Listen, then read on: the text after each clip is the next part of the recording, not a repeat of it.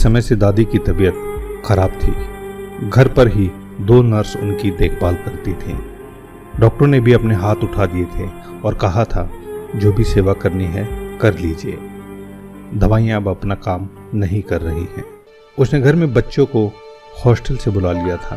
काम के कारण दोनों मियाँ बीवी काम पर चले जाते। दोनों बच्चे बार बार अपनी दादी को देखने जाते। दादी ने आंखें खोली तो बच्चे दादी से लिपट गए।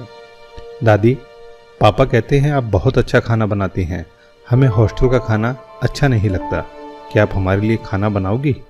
नर्स ने बच्चों को डांटा और बाहर जाने को कहा। अचानक से दादी उठी और नर्स पर बरस पड़ी। आप जाओ यहाँ से। मेरे बच्चों को डांटने का हक किसने दिया है? खबरदार अगर बच्चों को डांटने की कोशिश की। कमाल करती हैं आप। आपके लिए तो हम बच्चों को मना कर रहे हैं। बार बार आते हैं आपको देखने और डिस्टर्ब करते हैं। आपको आराम भी नहीं करने देते। अरे इनको देखकर मेरी आंखों को और दिल को कितना आराम मिलता है तू क्या जाने। ऐसा करो, मुझे नहाना है, मुझे बाथरूम तक ले चलो। नर्स हैरान और अवाक थी। कल तक जो दवाइयाँ काम नहीं कर रही थी और आज ये इतना चेंज। सब समझ के बाहर था जैसे। नहाने के बाद दादी ने नर्स को खाना बनाने में मदद को कहा। नर्स ने पहले तो मना किया, फिर कुछ सोचकर वह मदद करने लगी। खाना बनने पर बच्चों को बुलाया और रसोई में ही खाने को कहा। दादी, हम जमीन पर बैठकर खाएंगे और वो भी आपके हाथों से। मम्मी तो टेबल पर खाना देती है और खिलाती भी नहीं। दादी के चेहरे पर खुशी थी। वह बच्चों के साथ बैठकर उन्हें खिलाने लगी।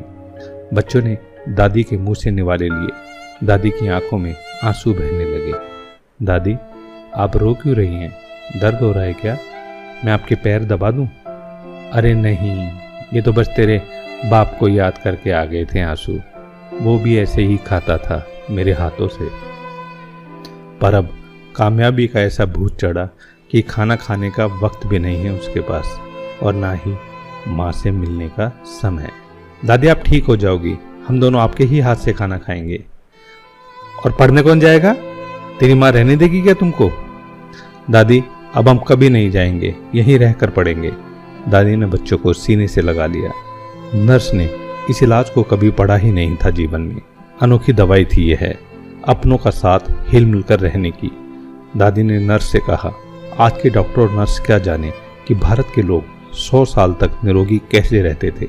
छोटा सा गांव, सुविधा कोई नहीं, हर घर में गाय, खेत में के काम, कुएं से पानी लाना, मसाले कूटना, अनाज दलना, दही बिलोना, मक्खन निकालना, एक घर में कम से कम 20 से 25 लोगों का खाना बनाना, कपड़े धोना, कोई मिक्सी नहीं, ना ही वॉशिंग मशीन या कुकर।